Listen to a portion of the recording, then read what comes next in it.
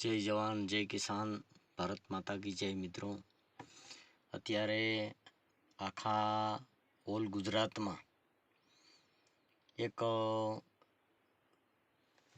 નબળા વર્ગ વિશે એવી ડિબેટ ચાલી રહી છે.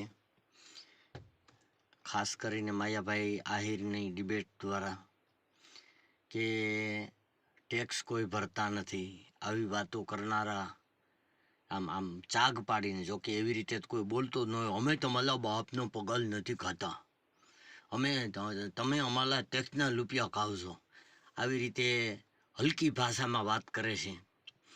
આ માયાભાઈ આહિરને વિનંતી કે આવી કોઈ પણ જ્ઞાતિ હોય, XYZ કોઈ પણ જ્ઞાતિ હોય, એ જ્ઞાતિની હલકી વાત ન કરવી જોઈએ, એક વાત.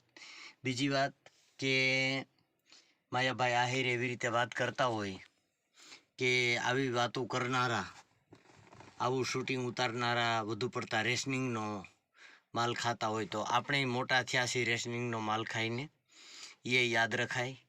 બીજી વાત એ ખાસ કરીને તો એટલા માટે કે બધાએ એવું કીધું, કલાકારોએ, સ્ટેજ કલાકારો છે, હકાભા ગઢવી સિવાયના કલાકારોને કહું છું, એ કલાકારોએ એવું કીધું કે અમે ઘણા બધા કલાકારોએ સમર્થન કર્યું છે ને કોઈએ નથી કર્યું, એટલે બધા કલાકારોને ન કહી શકીએ, પણ જે કલાકારોએ માયાભાઈ આહિરને સમર્થન આપ્યું છે, તો ભારતની ગુજરાતની જનતા એને પૂછે છે કે કઈ વાતનું સમર્થન? આ લોકોની ઠેકડી ઉડાડવી એમાં સમર્થન આપો છો, કે માયાભાઈ આહિર સારા છે એમાં સમર્થન આપો છો? આ વાત પ્રત્યે રોષ થયો છે, તો આ વાત પ્રત્યે જો તમે સમર્થન માયાભાઈને કરતા હો કે નબળા વર્ગને ઠેકડી ઉડાડવી બરાબર છે, તો તમારી જ છાપ, તમારી અંદર પડેલી વૃત્તિ બતાવે છે કે તમે પણ માયાભાઈ જેવા જ છો, બરાબર. અને અસલ તમારા બાપના પેટના હોવ તો હવે મહેરબાનીથી કૂપનના ઘઉં જે ખાતા હોય ને, ડાયરામાં ચોખ્ખું જ બોલજો કે કૂપનના ઘઉં ખાનારા કોઈ અહીંયા પૈસા ઉડાડવા આવતા નહીં, અને પૈસા ઉડાડે છે એને કહેજો કે ટેક્સના રૂપિયા નથી ને. આજે રાજનેતાઓ રાજાશાહી ભોગવતા હોય એવા જે રૂપિયા ઉડાડવા આવે છે, એ રૂપિયા એના બાપ કમાઈના છે કે આ કારા નાણાંના છે કે ટેક્સના છે, એ જરાક પૂછતા જજો કે ટેક્સના રૂપિયા અને કૂપનના ઘઉં ખાનારા તો કોઈ રૂપિયા ઉડાડવા આવતા જ નહીં. પછી જોઈ છીએ તમારા કેટલાક ડાયરા થાય છે અને કેટલાક ડાયરામાં રૂપિયા ઉડે છે. અને હવે તો લગભગ હકાભાને હું લાખ વંદન કરું કે એણે કીધું હતું કે 2030માં તો ડાયરા બંધ થઈ જ જાહે, પણ એણે એનું કીધું હતું. આવા જે મુઠ્ઠીભર કલાકારો રહ્યા એ એવું કહેતા હતા કે ડાયરાના ચાહકો તો કરોડોમાં છે, એ ક્યાંય ગયા? એક તો તમારી પબ્લિકમાંથી એક તો એવો જાગે કે એમ કે અમે આ કલાકારને પડખે છે, કલાકારો એકાબીજાની વાહ કરે છે. અને કલાકારોની વિનંતી કે આવી વાતનું સમર્થન તમે જો કરતા હો તો તમારી એ કિંમત કોડીની થઈ ગઈ છે, એ નક્કી સમજી લેજો. અને દરેક કલાકારે જેણે સમર્થન આપ્યું છે એને વિનંતી, માયાભાઈને સમર્થન આપ્યું હોય તો ભલે આપ્યું હોય, પણ એને વિનંતી કે સમર્થન આપતા પહેલાં વિચાર કરવો જોઈએ કે અમે કઈ વાતનું સમર્થન કરી રહ્યા છીએ. જે વાતનું સમર્થન માયાભાઈને કર્યું છે એ વાતમાં ખાસ કરી અને તમને એટલું કહું કે એ વાતમાં થોડોક વિચાર કરવો જોઈએ કે આવી રીતે વાત કરવી બરાબર છે. જે કલાકારો 99.99% કલાકારોએ કૂપનના ઘઉં ખાધા છે, આ મારું માનવું છે. 99.99% કલાકારો હોય, એક જ કલાકાર એવો હોય છે કે એ સારી પરિસ્થિતિમાંથી આવ્યો હોય છે અને આનો ઉપયોગ એને નહીં કર્યો હોય. બાકી ટેક્સ તો ઠીક છે, અકલ હોય એ પ્રમાણે વાત કરે માણસ. ટેક્સની તો વાત જ અલગ છે કે ટેક્સ કોઈ ભરતા નથી. ટેક્સ ભારતનો નાગરિક, ભંગાર વીણતો, કચરા વીણતોય કોઈ એવો માણસ નથી કે ટેક્સ નથી ભરતો. ટેક્સ બધા ભરે છે.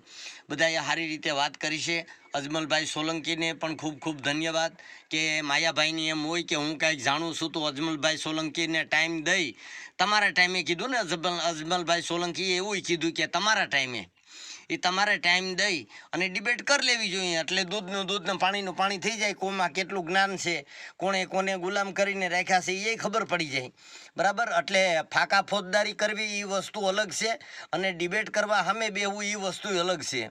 એટલે મહેરબાનીથી આવી ડિબેટો કરવી નહીં. અને આવું સમર્થન આપનારા તમામ કલાકારોને હું કહું છું કે આવા લોકોને સમર્થન આપતા પહેલાં વિચાર કરવો કે આમાં અમારી એ કિંમત કોડીની થઈ જાય છે અને કોડીની થઈ જ ગઈ છે સમર્થન કરનારાઓને.